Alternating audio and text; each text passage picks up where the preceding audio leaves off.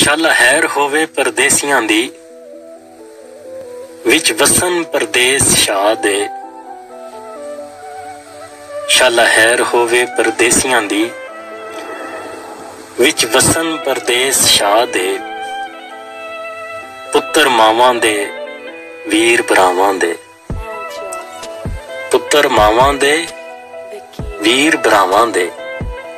बीवी बछड़े गए छड्ड औलाद दे, परदेस दे दुखां विच इंज रुल गए। परदेस दे दुखां विच इंज रुल गए, रहा अपना आप ना फिर याद है। धोन पकान अपना वक्त कमकार दा, कर दिता सुख अपनियां लई बर्बाद है।